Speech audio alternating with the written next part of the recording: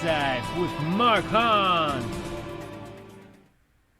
Welcome to Inebriated Insights, everybody. I'm your host, Mark Haan. Joining me, as always, my producer, Dave, Kevin Ocampo, What's up, guys? And Jett Kaufman. And we just want to say off the top, although Jett is bringing attention to Johnson & Johnson, none of the views on this show represent those of Johnson & Johnson. You just sure for legal. We're getting paid a lot of money by him I don't that. know. I don't know what the microchip could be funneling through my mouth. So these might, in fact, be the views of Johnson & Johnson, and I wouldn't even know it. Oh, no. Sarcasm. This is a joke. That is a satirical comment. YouTube, you do not need to take this down for promoted conspiracy theories. It was a joke. Now that we got that out of the way, how's everybody doing? It's good. Fine. Yeah. No? I had my second dose of the Pfizer vaccine on Friday, and it wiped me out. I saw. I was there. Yeah, you were there. You were virtually holding my hand the whole time. No. Uh-huh. It was. I was very sore and didn't get a lot of sleep, and I had the chills and the sweats, but no real no other side effects besides that, besides the pain and the tiredness and the sweating. But it was Sunday, I was fine. It was just like a 24-hour thing. I mean, Sunday. You and I are Pfizer brothers now. That's right. Blood brothers. Kevin, have you gotten your vaccine yet? I'm halfway there. I got the Moderna first shot. There we go. We've got all bases covered on this show. Yeah, we just need a European with AstraZeneca. Yeah. The bad one, the Slytherin of the vaccine. The Sorting Hat. Jesus, which vaccine? Am I the Hufflepuff?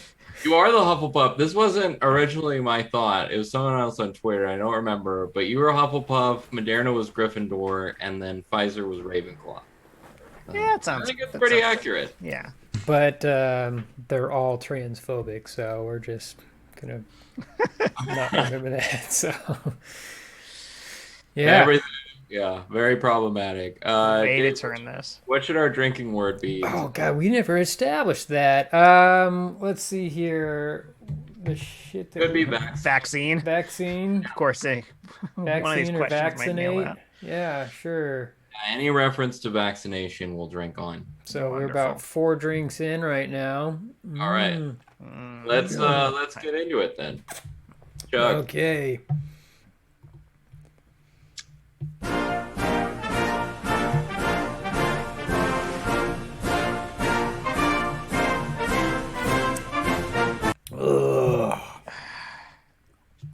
Week, the Biden administration announced the U.S. would be pulling our troops out of Afghanistan by the 20th anniversary of the September 11 terrorist attacks. Despite the fact that Trump and Mike Pompeo had originally negotiated a withdrawal date of May 1st, this prompted hypocritical attacks by senators like Lindsey Graham, who of course did not raise any such objections to the May 1st deadline. The U.S. spent trillions of dollars on the war on terror, despite the fact that for years it had been evident the U.S. had no exit strategy or quantifiable goal in continuing our presence there. Dave, this is probably the most open-ended question I've ever asked on this show, but as we reflect back on the last 2 decades of U.S. foreign policy in the Middle East, what stands out to you? Oh man, this is very just like, so what do you feel about war? It's like, no, I mean, I'll go back to the beginning with the Iraq War. I guess the things that stand out the most was that The first war. the very first. No, not H.W. Bush, Iraq War, whatever, desert. Not. Well, we're talking about Desert Eagle, not Desert Storm. Fucking sad that there's 2 of them. Yeah, So many it's deserts. fucking stupid. Do you mean to wars or bushes? Both. Okay. Yeah. Although HW was significantly better than George. Yeah. But anyway, so the whole thing started just out of a result of 9/11. Like, why should we go into a war against Saddam Hussein when there's little evidence of weapons of mass destruction? If you all remember this, back in 2001, carpenter jeans were the rage. Cell phones were Nokias and Motorola's. Napster was battling Congress for downloading MP3s.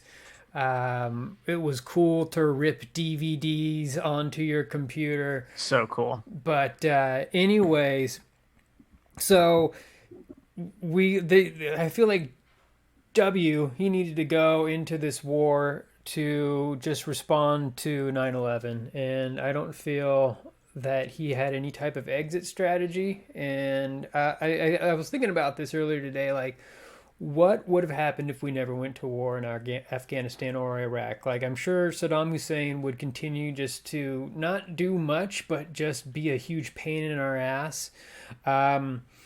And maybe it was a good idea to take him out of power, but there was no strategy going in it. There was no exit strategy to get out. So it was just a whole mess, and it was completely a disaster, and it was avoidable. Should have we gone to a war in Afghanistan?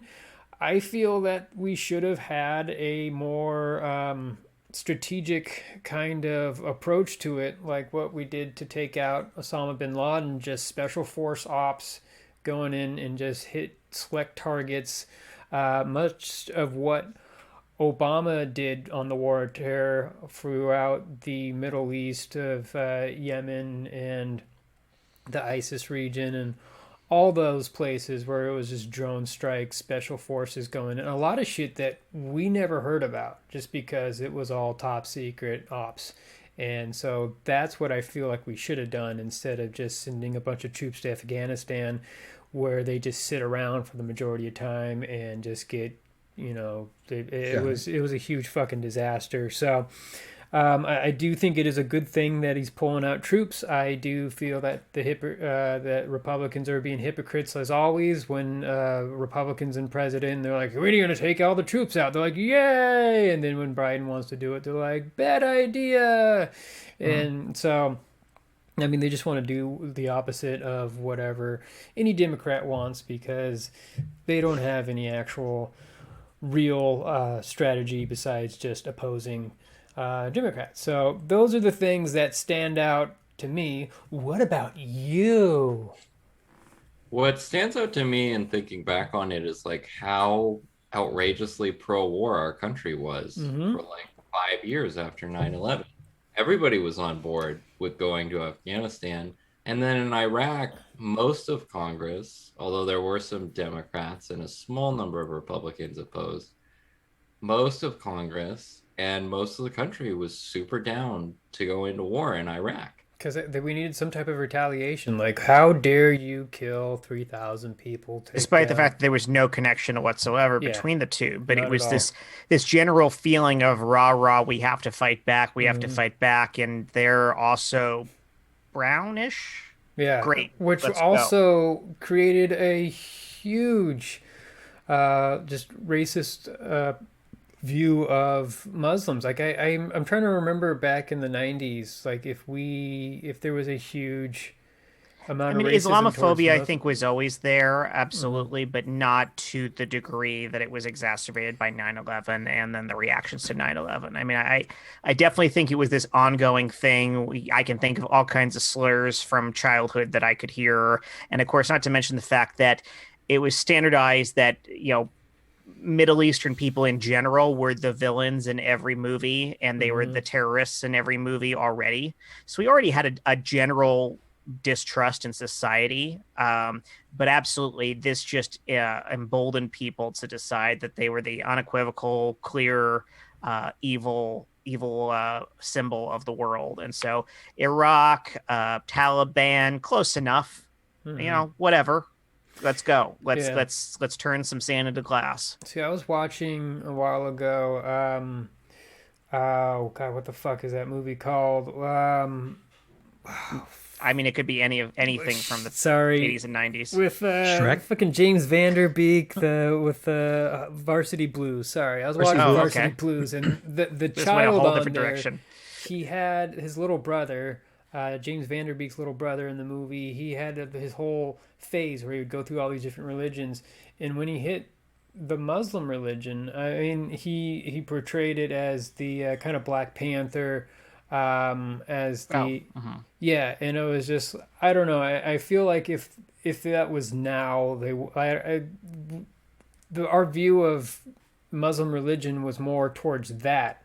I mean, maybe I'm just being ignorant. Maybe That's Nation of Islam kind of yeah, stuff. I mean, yeah, that's Yeah. a different thing. But of course, that was also heavily vilified and terrifying to the white man as well. Like Yeah. that was a thing that was absolutely a symbol of black people rising up in power against white people. And so, yeah, I mean, I feel like no matter what it was, I mean, again, at the end of the day, it was anybody who wasn't white was vilified. yeah. The end. Kevin, Yes. uh, do you have any reticence in the consequences of us pulling out? Because I know a lot of people feel that when Obama withdrew troops, that kind of led to the rise of ISIS. Yeah, I'll admit when I first heard about the date of pulling out on September 11th, I started. I just my initial reaction was like, well, doesn't that send the wrong message? Like, oh, well, it doesn't it send the message that the attacks on us worked? Like we're pulling our troops out on the day you attacked us. You Seems know, weird and wrong. I don't know it, why. it is a little weird, but on the other hand, just in general, I would like our troops pulled back in general. I never liked the position of the United States to be the policeman of the world. And in this case, it's different because we were attacked, and it was supposedly it was presented to us, the public, as retaliation. But we all know now, years after, in hindsight, that it was it was tacked on to the general feeling that we were afraid and we wanted payback for something that happened to us. I mean, even I'll admit, even the week after 9/11 happened, I went down to the recruiting office. I was in my 20s, and I was raring to go. What happened to me was, though, uh, the recruiter promised me a certain job or certain field of jobs, and then right before I went in and I passed the ASVAB like at top percentile, and right before I was supposed to sign my contract, they were like, "Oh, we can't give you any of the jobs we told you we'd give you." So I was like, well, wait a second. I don't, I don't, I'm not going in to be a cook or a guy who lights shit on fire and stirs it. It's a pretty good job. Well, we're finding out that College that's education. hurt a lot of people, right? Isn't that I, what John Stewart was just talking about? I don't know. I'm The just pit fires. sorry. But so I did sort of uh, cancel my signing up at the last minute, and then the years after, as it unfolded, I started feeling less and less guilty about it because I started seeing like, all the emotions that 9/11 drew up in me. Um, the reasons for our armed forces being there and destroying lives weren't the same reasons that I was going to join for, you know? Yeah. Um, so in general, I applaud pulling the troops out. I admit I didn't say anything. I wasn't vocal because I hated Trump so much. But like when he talked about pulling the troops back, I thought that was a good thing. Um, in general, and the bad part is if we leave a power vacuum in some place that allows someone the ability to rise up and and threaten us because of something we did, well, that's what our armed forces are for. Like keep them here for that. And if someone has the gall to try something, I would probably have no remorse in watching our armed forces go and destroy them. But for now, we're just occupying various regions across the globe for no Yeah. reason. I mean, we've all played Risk before. We know what happens when we spread our forces too thin. Yeah, if we're going to occupy anything, we should go to Australia. There Everyone you knows go. once you have Australia, you're good. Yeah, yeah, and you get a good didgeridoo. Um, Yeah. yeah, Well, it seems like whenever we have war against a concept like terrorism or drugs, yeah, it's. go Yeah. well. But let's move on. I did want to say real quick that sorry, Mark, that the real terrorists now, we as a country we need to The real shift terrorists focus. were the friends we made along the way. There you go. It Yeah. was us. We were Yes. no. I was gonna say that it's now. I mean, these white nationalists that actually do terrorist attacks, and we're not calling it what it is. When you go and you create fear by showing force by killing people with guns, that is a terror attack, and we have to start calling it what it is. It's white. It's domestic terrorism, and people should be treated accordingly. The insurrectionists who stormed the Capitol, that was terrorism, in my opinion. So, Well, I think we now have an FBI and a DOJ that are on the same page yeah, as you with that, but we certainly did not have that with the last administration. nope. But shall we chug? We Yeah. shall chug.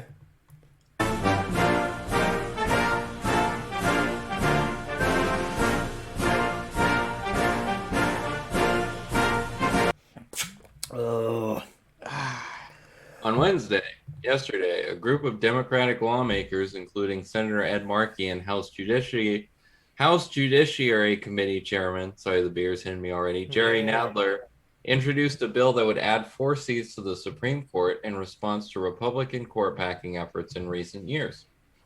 The bill seems dead on arrival, but President Biden has announced a bipartisan commission to explore options for reforming the Supreme Court that will culminate with a series of options presented to him within 6 months. Some of the options that have been floated are 2 new Supreme Court justices confirmed in each presidential term limits for justices, and creating a court with an even number of Republican and Democratic judges. Chet, do any of those reforms appeal to you, and do you think they could work? I really dislike the one about an even number of Republicans and Democrats. Like that one, I have a visceral reaction to the idea of codifying a split between the parties like that, because I think it just further reinforces the idea that we are a very strictly partisan government, particularly because I still hold on to this ideal that someday, somehow, somewhere, somewhen we could have more than 2 viable parties. So anything that just cements the idea that nope, we're going to have a split between these two and fuck everybody else is scary to me. Again, I don't think it's plausible. I don't think it's viable that we're going to get there, but I want to believe it could happen. So that one right off the bat concerns me. The others, though, are pretty interesting. I think a combination. Term limits, I think, are just vital. And this is, I'll admit, this is complete ignorance on my part that I have not made enough effort to resolve. But I just do not understand the concept of Supreme Court justice for life. I don't understand why that ever made sense. And I'm sure if I did the research like I should have before I ever discussed this subject, I might get a better grasp of it. But that said, regardless of what the reason was for it, it has proven itself time and time again to be a terrible idea. And of course, you know, I get that we wouldn't have had RBG, for instance, and various other people who we love and respect. But that's always the flip side of this sort of thing. And it's the reason why, for instance, we have term limits on president, because yes, when we get a good president we love and support, we wish we could have them forever. But the beautiful balance of having the term limits is that when we get an evil dictator, we can't have them forever. And I think the same thing applies here and is important for Supreme Court. People age out of their ideas. People end up with multiple appointments by one terrible president who serves one term. We end up with people who just go senile or whatever the term is you want to use for it and lose it. You get the people who just check out, but they have got the job forever. You have so many situations where it makes sense to have a term limit in place. And I'm not sure what that is. Maybe it's something still dramatic, like 20 years. But whatever it is, I think a system that limits their time in office, and then just beyond that, yeah, I think some sort of, at the very least, I think a limit on how many appointees a president can put on the Supreme Court would be good. There's no requirements to how few or how many Supreme Court justices there are. So if in one term, we have 3 retirees, but the president was only allowed to appoint 2, then that's all that end up added on there, and then the next president goes accordingly. However that works out, but I think a combination of those two is what I would lean on as a complete ignorant buffoon. See, I gotta say, Go ahead. I'm sorry. No, go ahead. I was just talked gonna too say, much. I at first when you started talking, I sort of understood why the Supreme Court justices are assigned for life or appointed for life because, uh, their job is an interpretation of the law, which doesn't generally change. But I have to say, your argument might have convinced me that that maybe we do need term limits. And I mean, I'm not a big fan of also trying to even it up by making both parties equal in representation there. But also, like, I have a lot of trouble getting over the thought that the last administration really acted in bad faith, and that's the only reason why they got to appoint 3 justices. Yeah. Yep. Because if we played by the fact that there were made up rules that said when they said a president in his last term can't appoint the judge. If we didn't abide by that, at least we would have, or at least the more liberal side of America would have gotten 1 justice out of the 3. And if we played by their rules and said a president on his way out couldn't appoint a justice, we would ended up with 1 as well. Mm-hmm. So just because they set up these fake rules and then we played by them both times, we really came out on the short end of that stick, and I fucked over. Yeah, so that's why I don't really like. I see the justification in trying to even up the court, but I don't like it. I think it's a dangerous game to play. Yeah.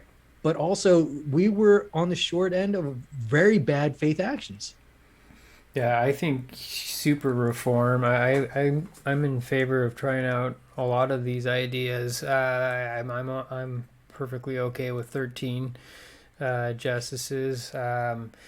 Term limits, only having president appoint 1. I mean, I like the idea of having a president appointing 2 and having 2 retire. Just something. I don't know. I mean, I understand the whole having somebody for life because it's the Constitution. They need to interpret the Constitution. But like Jett was saying, they all. I mean, they. I mean, old people. I'm not trying to be ageist, but it's just. Yeah, I don't know. I feel that they check out, or there are a number of reasons that Jett so eloquently put it that I am not putting it well at all. But when I first read or heard this question, I did think about the whole, hey, that's kind of an idea of having, new, just an equal amount of Republicans, an equal amount of Democrats on. I was like, that would be kind of interesting. I don't know if it would work. And I did want to comment on Jett's idea of having multiple parties. I really feel that we have a 4-party. There are 4 parties here in this country. We have like Trumpisms, Republicans, far progressives, and moderate Democrats. And so it's like, I don't know. I feel that that's the 4, but it's just going to be lumped into the 2, and that's just how it is going to be for a while. I don't have any answers for how to change it over. Mark? I've talked about this before once on this show. My solutions to it. There's 2. One, I think that they should definitely do.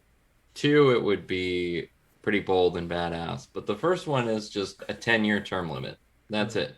And then when you have an asshole like Brett Kavanaugh, then you don't have such this bitter fight over it because he's not going to be there 35 to 40 years. We know that in a couple election cycles, if it's important to the country, they can get rid of him. He's not just stuck there forever. And 2, I think that to avoid packing the court, you keep it at 9 justices, but you make that rule retroactive.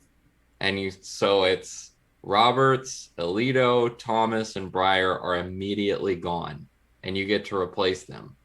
And so then it's like, if a Republican wants to change the rules when they're in office and they have the House and they have the Senate, and that's what the people want, then okay, fine. I think that what we have is not representative of the way that the country feels at all, because they stole the Merrick Garland seat and then they didn't follow their own fucking rules at all with Amy Coney Barrett. And so it really should be like 5-4.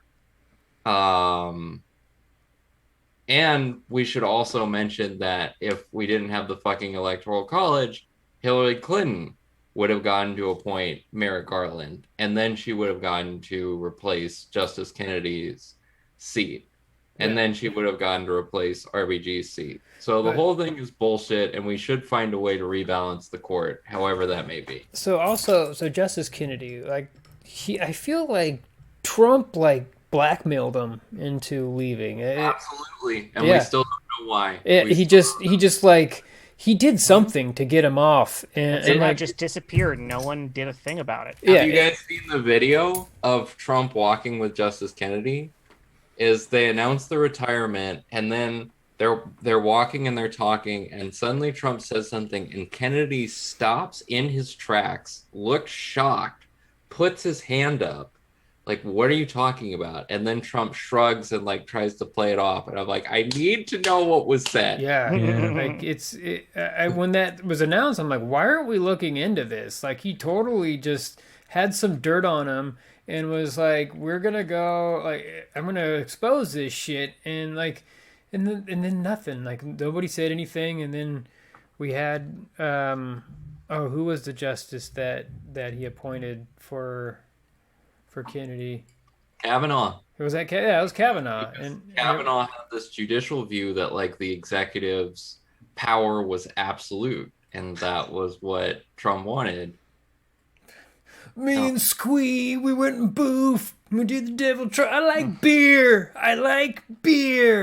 That was the biggest political circus I've ever seen. I like beer. Vaccine. I do too, but we all vaccine. There we all go. like beer. Vaccine. Speaking of which, let's move on to our next topic.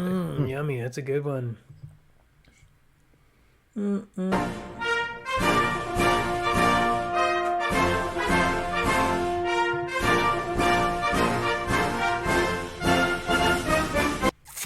Oh God. All right, we're gonna be drinking a lot during this one. Yeah, we That's are. a good one. That's a good beer. This week, the U.S. put a pause on administering the Johnson & Johnson coronavirus vaccine. After 6 women between the ages of 18 and 48 developed blood clots after receiving it. More than 7 million Americans have received the Johnson & Johnson vaccine. Vaccine. So this represents a sample size of less than 1 in 1 million people. To put that in comparison, they're not nearly as similar, but about 1 in 1,000 women who's on birth control has blood clotting. The pause prompted concerns among those who already received the vaccine, right? As well as conspiracy theories that the U.S. wanted to force the Pfizer and Moderna vaccines, right? On Americans because messenger RNA vaccines, right? Are a form of brain control or child sex trafficking or whatever. Because Johnson & Johnson is a single-dose vaccine, right? Is particularly useful for vaccinating, right? The homeless rural Americans with less healthcare access. Kevin, are you concerned that putting a pause on the vaccine, drink? Vaccine. When there have been so few instances of potential complications could undermine confidence in Americans getting a COVID vaccine, drink? Vaccine. Thanks. Thank you. I'm drunk. That was a lot of drinking. It was. I think I hit the tipping point of where my stomach can handle. Do you know your question there, Kevin? I do. Do you need him to repeat it? No. Say the whole thing again so we could drink Please, as no. much. I only have one other beer left, so I don't think I would make it through. But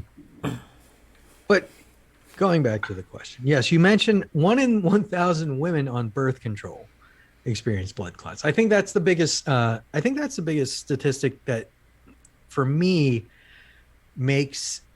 I think that's the biggest statistic to sort of relay to anyone who is having any kind of pause now because the government is installing a pause on its use.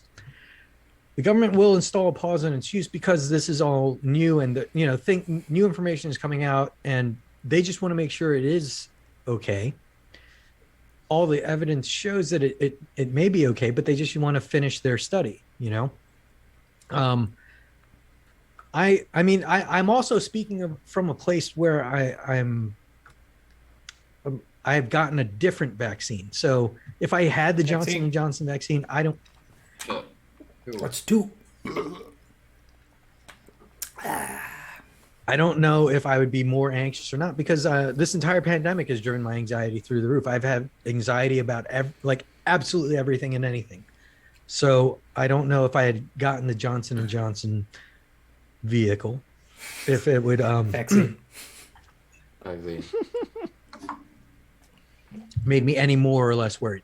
But basically, like having internet access these days will foster distrust in the government and or just initiative anything. You could just be like, I hate corn puffs, and then like, do a search and like corn puffs was ran by the Nazis, and you're like, no corn puffs. Yeah, I mean, earlier in the show at the beginning, you mentioned that YouTube might take us down for distributing conspiracy theories, but one of my favorite conspiracy theories on YouTube is the fact that or the theory that giants were real and now they're part of the landscape, and it's just a video of like landscape features that look like people laying down or animals and things like that. That's my that's favorite. real. That's my real. favorite Oh YouTube yeah, there's gotta We be had a one giant. of those where I am from and where Dave went to college. A giant? A mountain range that looks just like. And let's not forget the Grand Tetons, which are of course the Titties. breasts of an even larger giant woman. And then let's forget. Let us forget Ladyface in Agora Hills, which looks nothing like a lady's face. But every time I drive past it, I'm like. And the Fremont Troll. And Mount Rushmore. The Fremont Troll is that's concrete. That is awesome, man. He has a hand on the bug. It's in Seattle. I love it. My point in bringing it up is like there are plenty of conspiracy theories on YouTube that they don't take down. Yeah. So like if they're watching our show and take it down, I'm like, yes, we won. We won. Well, because most of those are not not all. Most aren't actively harmful, or at least not as obviously harmful as this one is right now. Yes. And definitely. they aren't the hot is buttons true. this one is. I mean, I overheard a woman today saying to someone else, because she had gotten her vaccination, that counts. Yeah, drinking. But she was saying how in general she distrusts anything the government is behind, which, I can see why. I can understand it. I can understand it, but I personally don't think enough people are viewing this crisis as the crisis it really is. It's a global crisis. Like the whole world is in on this. Exactly. Why would just the U.S. put up all this bullshit when everyone across this, all 7 billion people on this planet are all suffering from this shit? Exactly. So. I mean, but the 1918 flu epidemic was a different sort of beast, and also we were fighting a world war in the middle of that. Mm-hmm. This is a completely different situation in that we're not all fighting a world war, but also I think it's also important to realize the entire world is polarized, not just the US, but every country seems to be dealing with its own problem of polarization between their conservative and their liberal parties. Myanmar, the Philippines is the biggest one. Like and again, I might be wearing a tinfoil hat on this one, but I still contend that the Philippines was a pilot program for what happened in the UK and what happened here, as far as like getting a conservative strongman in power and seeing if they could do it by manipulating the public. So I think the whole world is at a sort of civil war between their conservative and liberal parties at the same time as we're battling this particular virus. So there's a lot of distrust among the people just in general. It like I wouldn't take directions from a stranger at this point. We're so polarized because I don't know what if you're trying to send me down an alleyway so you can beat the shit out of me, So what's funny to me is that the people that are concerned about this 1 in a million chance that you'll get blood clots are the same people who are touting the coronavirus only affects 1% of the population, so let's not give a shit. So it's like, wait a second. 1 in 100. Yeah, but 1 in 1 in 100 million is so 1 in 1 million. It's like it doesn't add up. So as the Johnson & Johnson recipient of this group, I mean, I'll I was careful so far anyway. I mean, I went into it with a bit of trepidation because I was just desperate to get inoculated. That fucking counts. That counts. So I got signed up with some assistance. And I was really hoping for Pfizer because it seemed like the best of all worlds. I mean, it was the 2-shot, which of course is more difficult, but it also based on both reactions from friends and some evidence, it sounded like it had the lesser side effects. So it's like, okay, that's the one that if I had my choice, I want, but I'll settle for Moderna.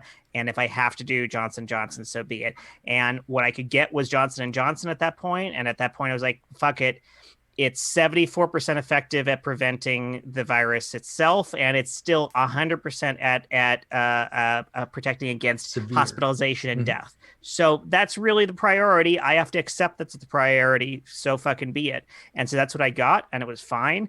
And then like a couple days later, I see my first thing about some headline of some guy was hospitalized despite having gotten the Johnson & Johnson. Is like, oh no, I fucked up. I just screwed up everything. I picked the wrong thing.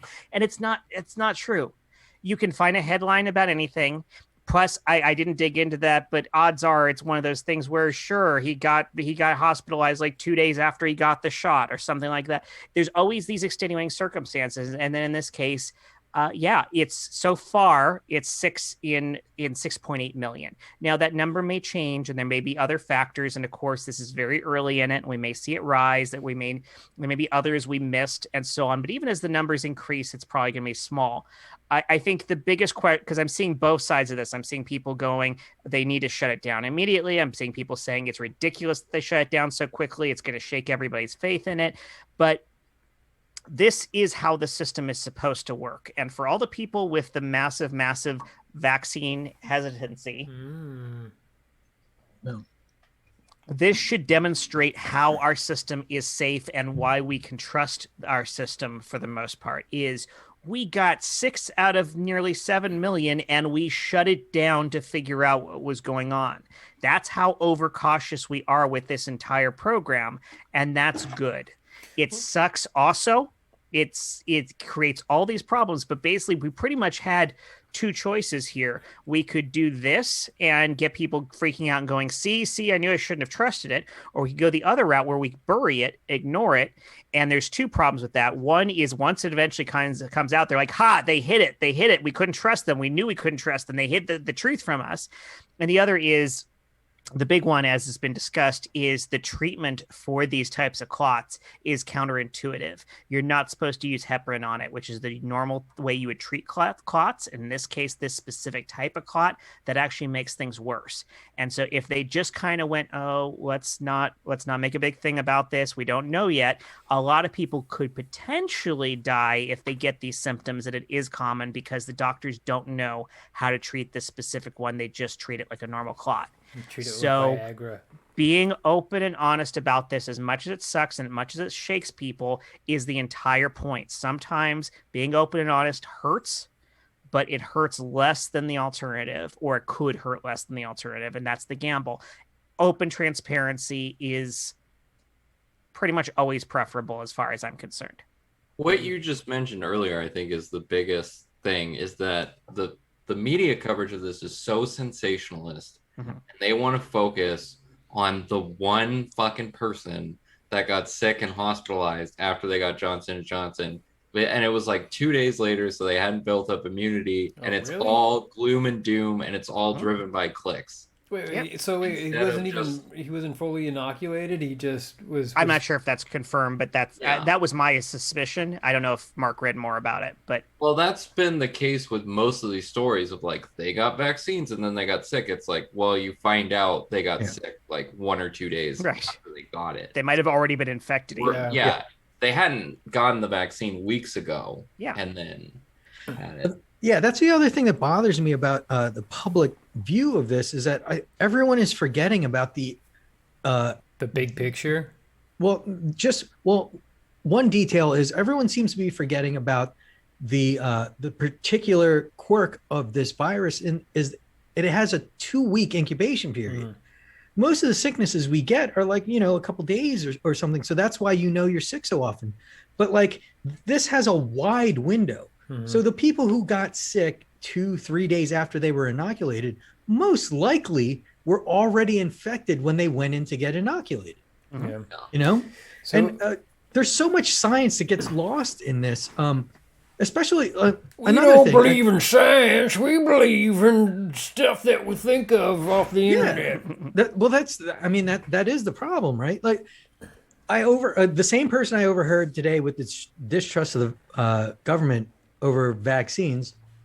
Vaccines.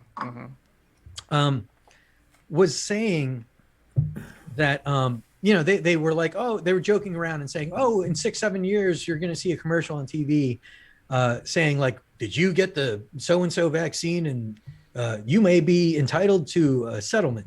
The fact of the matter is the reason why there is a 3-month trial period for these particular vaccines, for the mRNA ones, is that typically any side effects that are detrimental show up within 2 months. That's why there's a 3-month trial for them to wait for any of those side effects to show up, but nobody really seems to take that into account. And people are thinking, who knows what the long-term effects are? Well, that's the thing with these particular vaccines is that they know that most of the side effects show up in the short term and not the long term. But we also don't know what the long-term effects are of coronavirus, and what we've been seeing is it's much more detrimental. Like I have 3 friends who have developed the long haulers. The long haulers, yeah, where it's migraines, it's can't breathe, their lungs are destroyed. It looks like someone who's been smoking for the 40 years. They blood clots in their legs. They can't smell or taste anything, even like a year after getting the virus. It's not good. But I also want to say, like, let's take a look at the big picture. Cases are going down. Deaths are going down. Cases are actually going up. What's going up? Cases and hospitalizations. Cases. Yeah, they are going up. Yeah, we're doing badly again right now. Yeah, not here in California. Because we're smart. No, we're not. No, we haven't been. So never mind my whole spiel about your entire vaccines. Hypothesis is wrong. It's just gone. No, everything else was right. It's just right. that California is smart. That's not true. You're right about the big picture facet of it. But let's go ahead and move on to our last segment. All right, beer.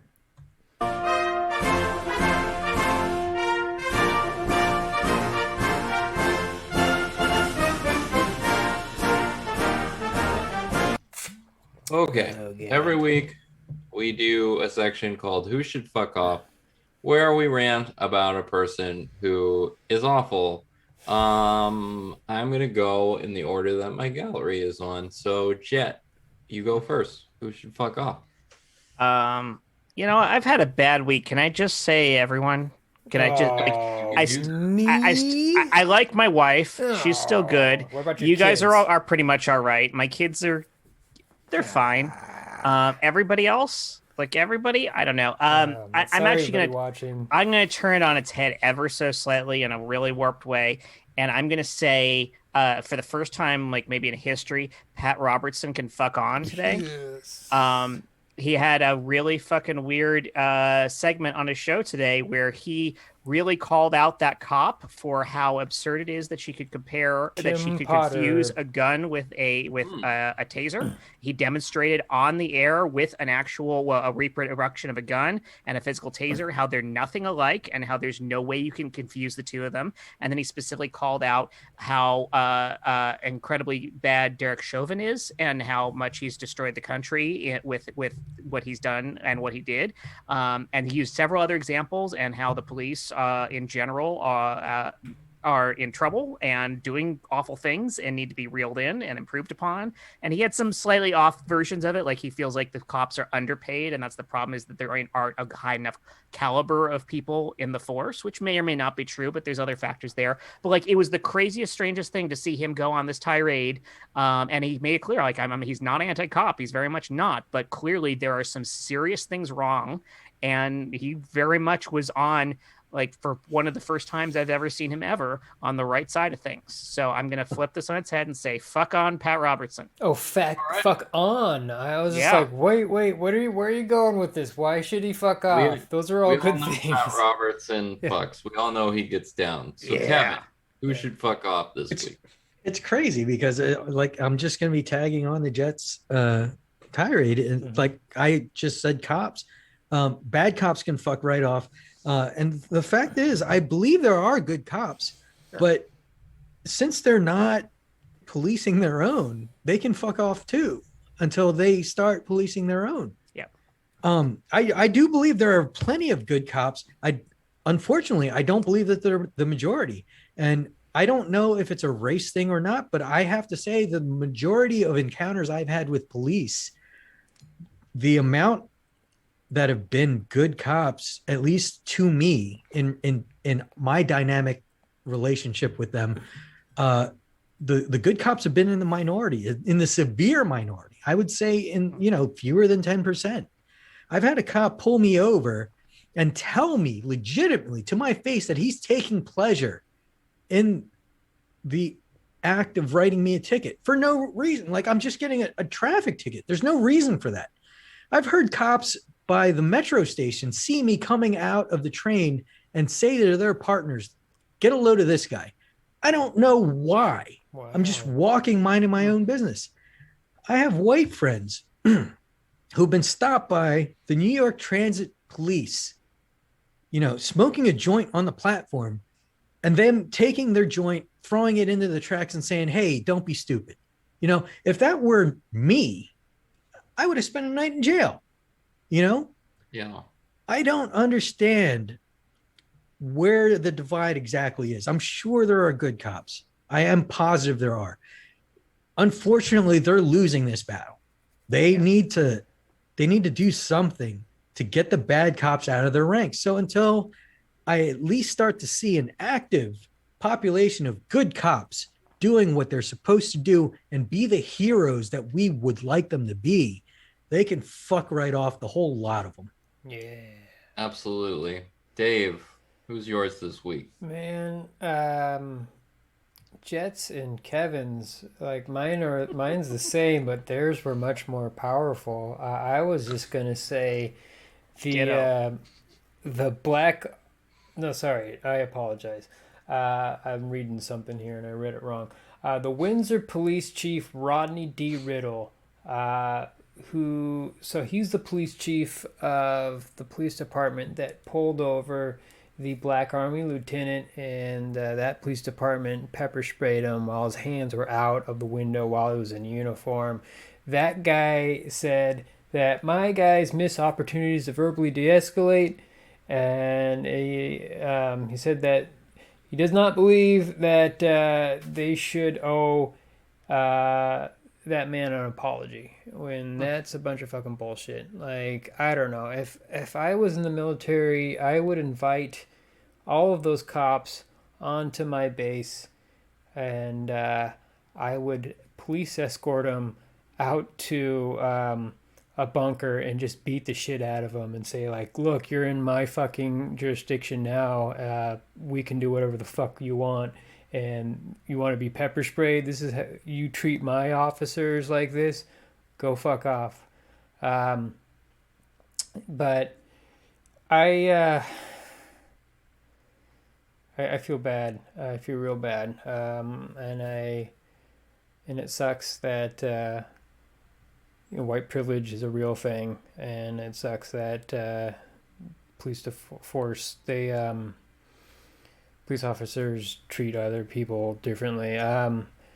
I've had limited interactions with the police. I got pulled over on, and I got two walk in the line suspicions of DUI. Got off. One was in LA, and it was a black cop, and he was the coolest guy. And I didn't get a DUI, and he just let me go. And I think I was driving like 85, and he was just like, "All right, go home." And and it was just like, I don't know, just to hear people get destroyed by the police, it just really boils my blood. I mean, I've gotten my fair share of traffic tickets and stuff. I got pulled over in Cleveland by the whitest cop ever, and he was just the nicest person ever. He's like, "Hey, you're driving a little fast there. You know how fast you're supposed to be going?" I'm like, "Oh yeah, it's I don't know. I was going 65." He's like, "Yeah, it's a little fast. You know, it's 55 through here. How would you slow down?" I'm like, "Oh, okay, sure thing." And then he just let me go. But I mean, that is, and I don't mean to joke about it. And it's just like, it's something that it is white privilege, and it is something that I mean, I don't know. It really sucks. Can I tack on? Yeah, no, Like, I've had good experiences with cops. Yeah, okay. In my life, like the one that stands out, I will tell you right now. The night I graduated from high school, right? So picture this. It's in the 90s. That's how old I am. I had a hatchback Nova, which not a lot of people know exists. Chevy Nova. Yeah, it was a 77 hatchback Nova, so you could see into the trunk.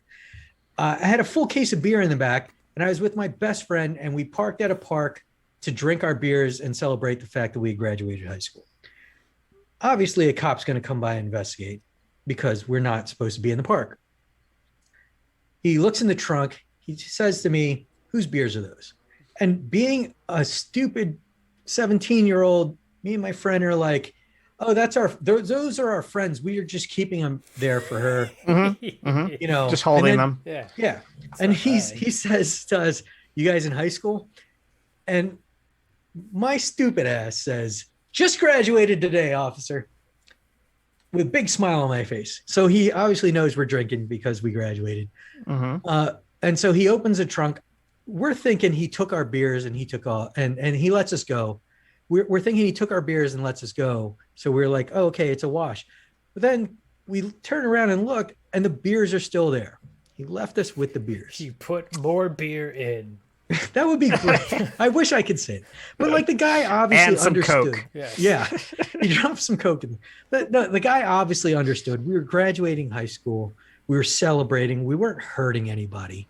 And he let us go on with our night. That was a cop who was there just checking out to make sure that, you know, we weren't doing anything untoward. Now, again, I have to say, the friend that I was with was a white person. But I don't know if that, I always kept in my heart that cop was just a good cop trying to, you know, let kids be kids and have a good graduation day.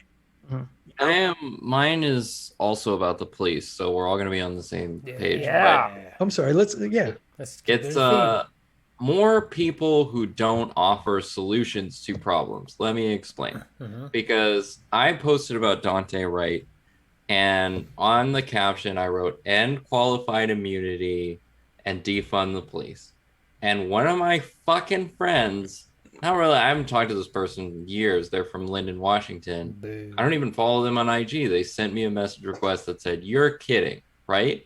And I'm like, okay, there's an epidemic of unarmed black people getting killed in this country. And it's been going on for decades. And police do it with total impunity. They never suffer any consequences.